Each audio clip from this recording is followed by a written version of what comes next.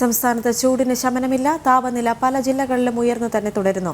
ഉഷ്ണതരംഗ മുന്നറിയിപ്പ് ഇല്ലെങ്കിലും ചൊവ്വാഴ്ച വരെ 12 ജില്ലകളിൽ താപനില മുന്നറിയിപ്പ് തുടരും.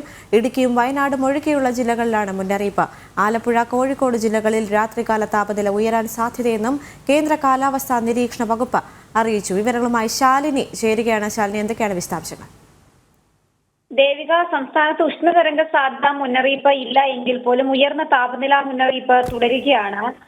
വിവിധ ജില്ലകൾക്ക് യെല്ലോ അലർട്ട് ജാഗ്രതാ നിർദ്ദേശം കൂടി കേന്ദ്ര കാലാവസ്ഥാ നിരീക്ഷണ കേന്ദ്രം ഏറ്റവും ഒടുവിലായി നൽകിയിട്ടുണ്ട്.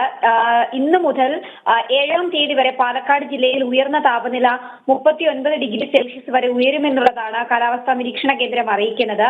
ഒപ്പം തന്നെ കൊല്ലം, ആലപ്പുഴ, തൃശൂർ, കണ്ണൂർ, കോഴിക്കോട് ജില്ലകളിൽ ഉയർന്ന താപനില 37 ഡിഗ്രി സെൽഷ്യസ് വരെയും ഉയരും. തിരുവനന്തപുരം, പത്തനംതിട്ട, എറണാകുളം, കോട്ടയം, മലപ്പുറം, കാസർഗോഡ് ജില്ലകളിൽ 36 ഡിഗ്രി സെൽഷ്യസ് വരെ ആയിരിക്കും താപനില എന്നുള്ളതാണ് ഈ മുന്നറിയിപ്പിൽ പറയുന്നത്. സാധാരണയേക്കാൾ 2 മുതൽ 4 ഡിഗ്രി സെൽഷ്യസ് വരെ താപനില ഉയരുമെന്നും ഈ മുന്നറിയിപ്പിൽ പറയുന്നുണ്ട്. ഒപ്പം തന്നെ ഉയർന്ന താപനിലയും ഈർപ്പമുള്ള വായുവും കാരണം ചില മേഖലകളിലും ചില ജില്ലകളിലും പ്രത്യേകിച്ച് മലയോര മേഖലകൾ ഒഴികെയുള്ള പ്രദേശങ്ങളിൽ ചൂടും ഈർപ്പവുമുള്ള കാലാവസ്ഥയ്ക്ക് സാധ്യതയുണ്ട് എന്നുള്ളതാണ് മുന്നറിയിപ്പിൽ പറയുന്നത്. ഒപ്പം തന്നെ ആലപ്പുഴ, കോഴിക്കോട് ജില്ലകളിൽ ഇന്ന് രാത്രി മുതൽ ഉയർന്ന താപനില സാധ്യതാ മുന്നറിയിപ്പ് കൂടി കേന്ദ്ര കാലാവസ്ഥാ നിരീക്ഷണ കേന്ദ്രം നൽകുന്നുണ്ട്. അതിനിടെ ആശ്വാസമായി 2 ജില്ലകൾക്ക് ശക്തമായ മഴയുടെ മുന്നറിയിപ്പ് കൂടി കേന്ദ്ര കാലാവസ്ഥാ നിരീക്ഷണ കേന്ദ്രം ഏറ്റവും ഒടുവിലായി നൽകുകയാണ്.